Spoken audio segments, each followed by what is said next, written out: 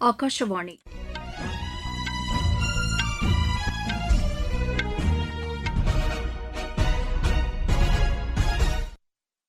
செய்திகள் வாசிப்பவர் வடிவழகி கபிலன். தலைப்புச் செய்திகள்: அசாம் மாநில சட்டப்பேரவைத் தேர்தலில் ஆளும் பிஜேபி மூன்றாவது முறையாக ஆட்சியை தக்க வைத்துள்ளது. மேற்கு வங்கத்திலும் இக்கட்சி முன்னிலை வகிக்கிறது. தமிழகத்தில் அதிக இடங்களில் வெற்றி பெற்று தனிப்பெரும் கட்சியாக தமிழக வெற்றிக் கழகம் உருவெடுத்துள்ளது. மேற்குவங்கம், அசாம் மாநில தேர்தல் வெற்றிக்கு பிரதமர் திரு நரேந்திர மோடி வாழ்த்து தெரிவித்துள்ளார். தமிழகத்தில் முதலில் போட்டியிட்டு அதிக வெற்றி பெற்றுள்ள தாவேகாவுக்கும் அவர் வாழ்த்து தெரிவித்துள்ளார். பசுமை எரிசக்திக்கான அரிய வகை தாதுக்களை வெட்டி எடுக்கும் ஆசிய பசிபிக் மண்டல நாடுகளுக்கு நிதி உதவி வழங்கும் புதிய திட்டத்தை ஆசிய வளர்ச்சி வங்கி அறிவித்துள்ளது.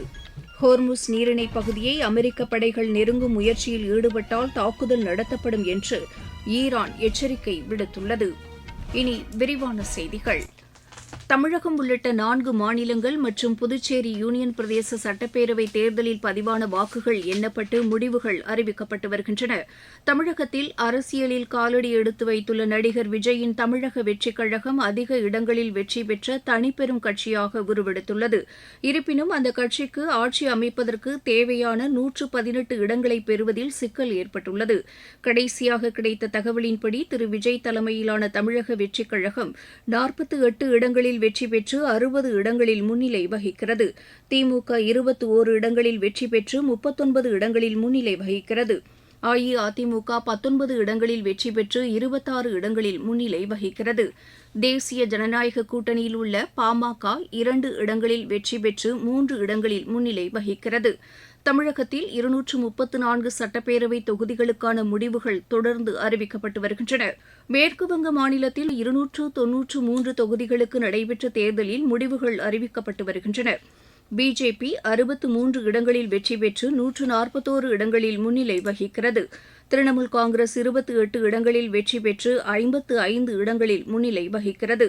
மேற்கு வங்கத்தை பொறுத்தவரை அதிக இடங்களில் முன்னிலை வகிக்கும் பிஜேபிக்கு சாதகமான சூழ்நிலை ஏற்பட்டுள்ளது.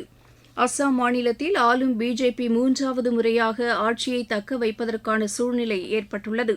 அம்மாநிலத்தில் உள்ள 126 சட்டப்பேரவை தொகுதிகளில் அறுதி பெரும்பான்மை பெற 64 இடங்கள் பெற வேண்டிய சூழ்நிலையில் பிஜேபி 65 இடங்களில் வெற்றி பெற்று 17 இடங்களில் முன்னிலை வகிக்கிறது. காங்கிரஸ் 7 இடங்களில் வெற்றி பெற்று 12 இடங்களில் முன்னிலை வகிக்கிறது. அசாம் கனபரிஷத் 5 இடங்களில் வெற்றி பெற்று 5 இடங்களில் முன்னிலை வகிக்கிறது. கேரளம் மாநிலத்தில் அறுதி பெரும்பான்மை பெற்று ஆட்சி அமைக்க 71 இடங்கள் தேவைப்படும் நிலையில் காங்கிரஸ் 63 இடங்களில் வெற்றி பெற்றுள்ளது. இந்த கூட்டணியில் உள்ள இந்திய யூனியன் முஸ்லீம் லீக் 22 இடங்களில் வெற்றி பெற்றுள்ளது. ஆளும் மார்க்சிஸ்ட் கம்யூனிஸ்ட் கட்சி 25 இடங்களில் வெற்றி பெற்று ஒரு இடத்தில் முன்னிலை வகிக்கிறது. அம்மாநில முதலமைச்சர் திரு பினராயி விஜயன் தர்மடம் தொகுதியில் 19,247 வாக்குகள் வித்தியாசத்தில் வெற்றி பெற்றுள்ளார். கேரளம் மாநில பிஜேபி தலைவரும் முன்னாள் மத்திய அமைச்சருமான திரு ராஜீவ் சந்திரசேகர் 4,978 வாக்குகள் வித்தியாசத்தில் வெற்றி பெற்றுள்ளார். புதுச்சேரி யூனியன் பிரதேசத்தில் அகில இந்திய என்ஆர் காங்கிரஸ் தலைவர் திரு ரங்கசாமி தலைமையிலான தேசிய ஜனநாயக கூட்டணி மீண்டும் ஆட்சி அமைப்பதற்கான வாய்ப்பு ஏற்பட்டுள்ளது. புதுச்சேரி சட்டப்பேரவையில் உள்ள 30 இடங்களில் பெரும்பான்மை பெற 16 இடங்களில் வெற்றி பெற வேண்டிய சூழ்நிலையில் என்ஆர் காங்கிரஸ் 9 இடங்களில் வெற்றி பெற்று 3 இடங்களில் முன்னிலை வகிக்கிறது. பிஜேபி 3 இடங்களில் வெற்றி பெற்று ஒரு இடத்தில் முன்னிலை வகிக்கிறது. இந்த சட்டப்பேரவை தேர்தலுடன் சில மாநிலங்களில் காலியாக இருந்த இடங்களுக்கான இடைத்தேர்தலும் நடைபெற்றது. குஜராத் மாநிலத்தில் உள்ள உம்ரத் சட்டப்பேரவை தொகுதிக்கு நடைபெற்ற இடைத்தேர்தலில் பிஜேபி வேட்பாளர் திரு ஹர்ஷத் பார்மர் வெற்றி பெற்றுள்ளார். கர்நாடகாவின் பாகல்கோட்டில் காங்கிரஸ் வேட்பாளர் உமேஷ் மேத்தி வெற்றி பெற்றுள்ளார். தேவனாக்ரே தொகுதியில் காங்கிரசின் சம்ரத் மல்லிகார்ஜுனா வென்றுள்ளார். மகாராஷ்டிராவின் பாராமதியில் தேசியவாத காங்கிரஸ் கட்சியின் சுனித்ரா அஜித் பவாரும், ரகுரி தொகுதியில் பிஜேபியின் திரு அக்ஷய் சிவாஜிராவும் வெற்றி பெற்றுள்ளனர். நாகாலாந்தின் கோரிடாங்கில் பிஜேபியின் திரு டவுச்சியர் எம்சென் வெற்றி பெற்றுள்ளார். திரிபுராவின் தர்மா நகரில் பிஜேபியின் ஜாகர் சக்ரபோர்த்தி வெற்றி பெற்றுள்ளார். அசாம் மாநிலத்தில் பிஜேபி தலைமையிலான தேசிய ஜனநாயக கூட்டணி மீண்டும் வெற்றி பெற்றுள்ளதற்கு பிரதமர் திரு நரேந்திர மோடி வாழ்த்து தெரிவித்துள்ளார். மாநிலத்தின் வளர்ச்சிக்கு முக்கியத்துவம் அளித்து மக்களின் வாழ்க்கைத் தரத்தை மேம்படுத்துவதற்கு பிஜேபி தொடர்ந்து பாடுபடும் என்று அவர் கூறியுள்ளார். பெருவாரியான வாக்குகள் வித்தியாசத்தில் தேசிய ஜனநாயக கூட்டணி வெற்றி பெறுவதற்கு வாக்களித்த மக்களுக்கு தமது நன்றியை தெரிவித்துக் கொள்வதாகவும் திரு நரேந்திர மோடி தெரிவித்துள்ளார். மேற்குவங்க மாநிலத்தில் மாபெரும் வெற்றி பெற்றுள்ள தேசிய ஜனநாயக கூட்டணிக்கு பிரதமர் திரு நரேந்திர மோடி வாழ்த்து தெரிவித்துள்ளார்.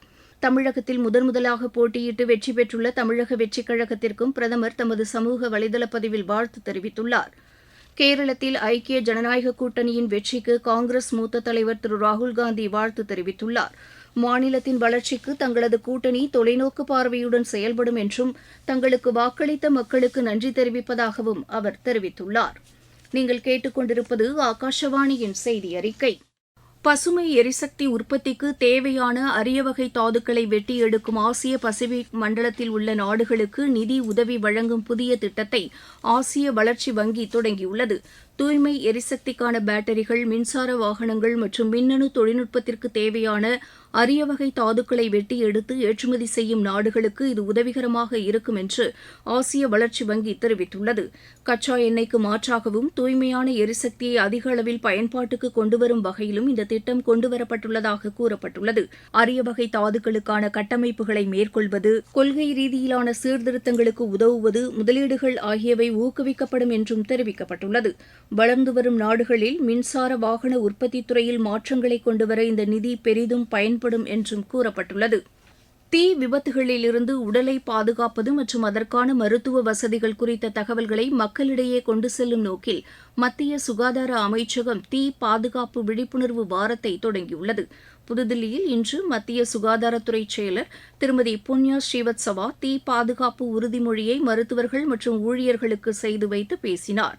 பாதுகாப்பான பள்ளிகள், மருத்துவமனைகள் மற்றும் விழிப்புணர்வு கொண்ட மக்கள் ஒன்றிணைந்து தீயில் இருந்து தற்காத்துக் கொள்வது என்பது இந்த வாரத்தின் கருப்பொருள் என்றும் அவர் தெரிவித்தார். ஒட்டுமொத்த பொறுப்புணர்வுடன் தீ பாதுகாப்பு நடவடிக்கையை பகிர்ந்து கொள்ள வேண்டும் என்றும் அவர் வலியுறுத்தினார். தீ பாதுகாப்பு வாரத்தையொட்டி நாடு முழுவதிலும் விழிப்புணர்வு உறுதிமொழி எடுத்துக் கொள்ளப்படும் என்றும் அவர் கூறினார். விழிப்புணர்வு முகாம்கள், தீ தடுப்பு செயல் விளக்கங்கள் உள்ளிட்ட பணிகள் இம்மாதம் 10ஆம் தேதி வரை மேற்கொள்ளப்படும் என்றும் அவர் தெரிவித்தார். அன்றைய தினம் தீயில் இருந்து உயிரை பாதுகாப்பது மற்றும் மருத்துவ வசதிகளுக்கான வழிகாட்டு நெறிமுறைகள் வெளியிடப்படும் என்றும் திருமதி புண்ணியா ஸ்ரீவத்சவா தெரிவித்தார். அட்லாண்டிக் கடல் பகுதியில் உள்ள பயணியர் கப்பலில் உள்ளவர்களுக்கு ஹாண்டா வைரஸ் நோய் தாக்குதல் உறுதி செய்யப்பட்டு இருப்பதை அடுத்து நோய் பரவலை தடுக்க உரிய நடவடிக்கைகள் எடுக்கப்பட்டுள்ளதாக உலக சுகாதார அமைப்பு தெரிவித்துள்ளது. இந்த கப்பலில் ஹாண்டா வைரஸ் தாக்குதலால் 3 பேர் உயிரிழந்திருப்பது உறுதி செய்யப்பட்டுள்ளதாகவும் மேலும் சிலருக்கு பாதிப்பு அறிகுறி உள்ளதாகவும் தெரிவித்துள்ளது. கப்பலில் உள்ளவர்களின் இரத்த மாதிரிகள் சேகரிக்கப்பட்டு ஆய்வு செய்யப்பட்டதில் ஹாண்டா வைரஸ் தாக்குதல் சிலருக்கு இருப்பது உறுதி செய்யப்பட்டுள்ளதாகவும் கூறப்பட்டுள்ளது. தென்னாப்பிரிக்காவின் ஜோகன்னஸ்பர்கில் உள்ள மருத்துவமனையில் சிகிச்சை அளிக்கப்பட்டதாகவும் அதில் 3 பேர் உயிரிழந்து விட்டதாகவும் தெரிவிக்கப்பட்டுள்ளது. ஹாண்டா வைரஸ் பாதிக்கப்பட்ட நோயாளிகளிடமிருந்து சிறுநீர் மற்றும் எச்சில் மூலமாக நோய் பரவக்கூடும் என்பதால் அதுகுறித்த முன்னெச்சரிக்கை நடவடிக்கைகள் எடுக்கப்பட்டுள்ளதாகவும் தெரிவிக்கப்பட்டுள்ளது. இந்த வைரஸால் பாதிக்கப்பட்டவர்களுக்கு மூச்சுத் திணறல் மற்றும் காய்ச்சல் உள்ளிட்ட அறிகுறிகள் காணப்படும் என்றும் உலக சுகாதார அமைப்பு தெரிவித்துள்ளது. ஹோர்முஸ் நீரிணை பகுதியை அமெரிக்க படைகள் நெருங்கும் முயற்சியில் ஈடுபட்டால் தாக்குதல் நடத்தப்படும் என்று ஈரான் எச்சரிக்கை விடுத்துள்ளது. இது தொடர்பாக ஈரானின் மத்திய அரசு செயலகம் வெளியிட்டுள்ள செய்திக்குறிப்பில் ஹோர்முஸ் நீரிணை பகுதியில் கப்பல்கள் தடையின்றி பயணிப்பது உறுதி செய்யப்படும் என்றும் அமெரிக்க படையோ அல்லது வேறு எந்த நாட்டின் படையோ தேவையின்றி அந்த பகுதிக்குள் நுழைய முற்பட்டால் உடனடியாக தாக்குதல் நடத்தப்படும் என்றும் அந்த செய்திக்குறிப்பில் தெரிவிக்கப்பட்டுள்ளது. பயணியர் கப்பல் போக்குவரத்து எவ்வித பாதிப்புமின்றி நடைபெறுவதை ஈரான் உறுதி செய்யும் என்றும் அதில் கூறப்பட்டுள்ளது. யுக்ரைனின் வடகிழக்கு பகுதியில் அமைந்துள்ள மெரிஃபா நகரில் ரஷ்யா நடத்திய ஏவுகணை தாக்குதலில் 5 பேர் கொல்லப்பட்டனர், 18 பேர் காயமடைந்தனர். இத்தகவலை தெரிவித்த கார்கிவ் மாகாணத்தின் ஆளுநர் இந்த தாக்குதலில் 3 பெண்கள் மற்றும் 2 ஆண்கள் உயிரிழந்ததாக தெரிவித்தார். மீண்டும் தலைப்புச் செய்திகள். அஸ்ஸாம் மாநில சட்டப்பேரவைத் தேர்தலில் ஆளும் பிஜேபி 3வது முறையாக ஆட்சியை தக்க வைத்துள்ளது. மேற்கு வங்கத்திலும் இக்கட்சி முன்னிலை வகிக்கிறது.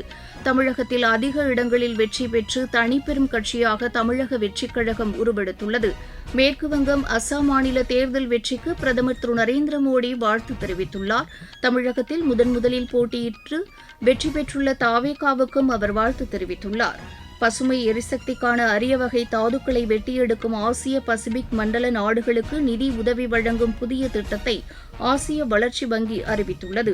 ஹோர்முஸ் நீரிணை பகுதியை அமெரிக்க படைகள் நெருங்கும் முயற்சியில் ஈடுபட்டால் தாக்குதல் நடத்தப்படும் என்று ஈரான் எச்சரிக்கை விடுத்துள்ளது.